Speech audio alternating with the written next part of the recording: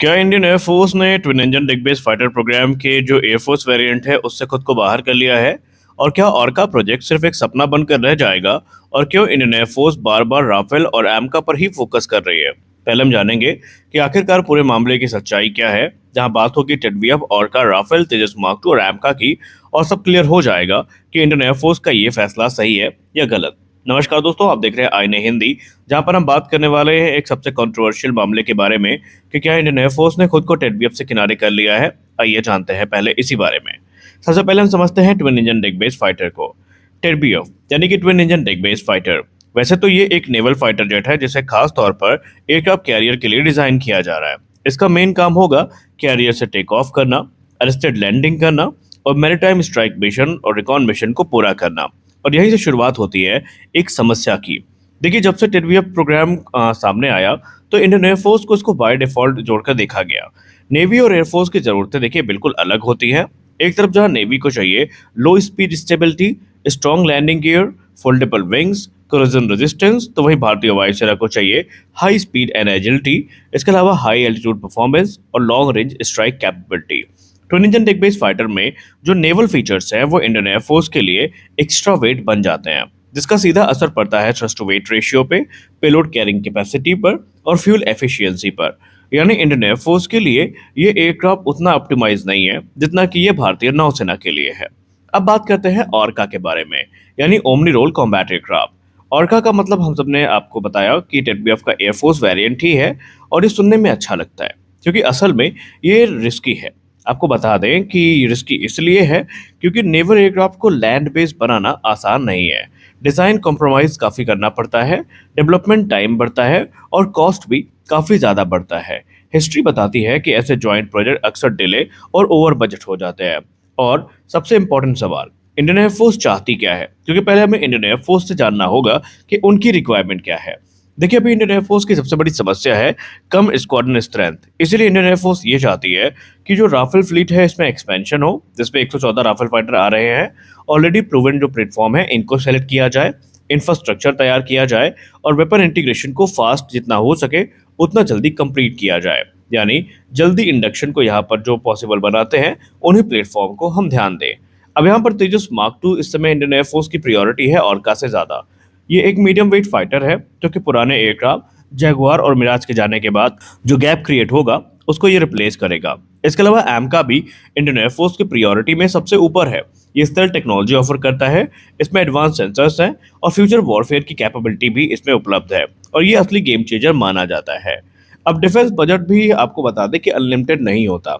ऐसा नहीं है कि भारतीय वायुसेना जिस प्रोग्राम को चाहे उसको ज्वाइन कर ले, हमें अपने बजट के हिसाब से चलना पड़ता है।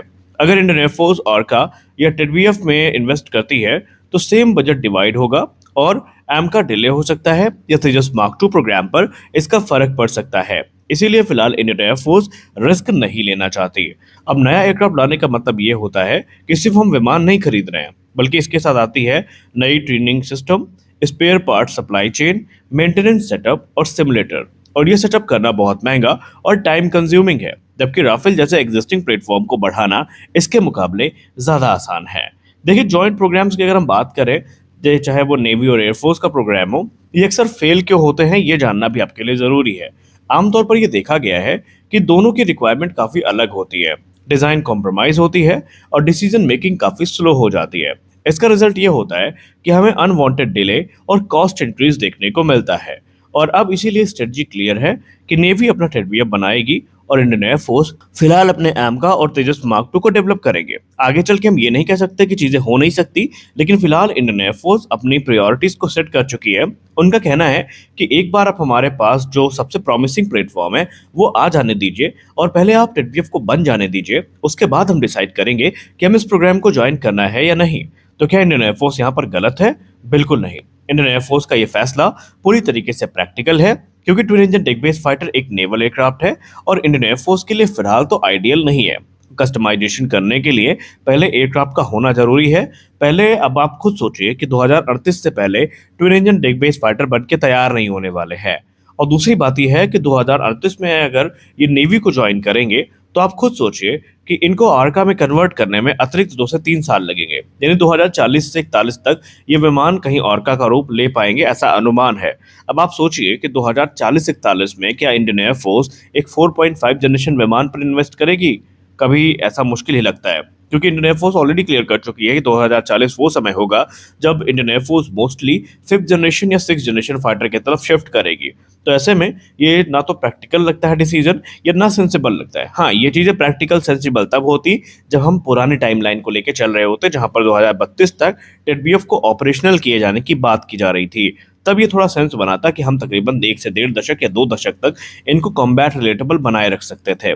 लेकिन फिलहाल अभी ऑर्का रिस्की और कॉस्टली है, और यही कारण है कि इंडियन एयरफोर्स इनको साइडलाइन करने में लगी है। यानी इंडियन एयरफोर्स ज्यादा फ्यूचर रेडी अप्रोच को देख रही है और लो रिस्क स्ट्रेटजी को अपना रही है, जिसमें कोई बुरा नहीं है। क्या आपको क्या लगता है, क्या इंडियन एयरफोर्स का ये डिसीजन सही है कि वो ऑर्का से खुद को दूर कर रहे हैं, या आपको लगता है कि इंडियन एयरफोर्स को ऑर्का को एक मौका देना चाहिए? आप कमेंट सेक्शन में हमें अवश्य बताएं आप इसको लेकर क्या सोचते हैं। इस रिपोर्ट में हम बात करने वाले हैं रूस से आई एक रिपोर्ट के बारे में।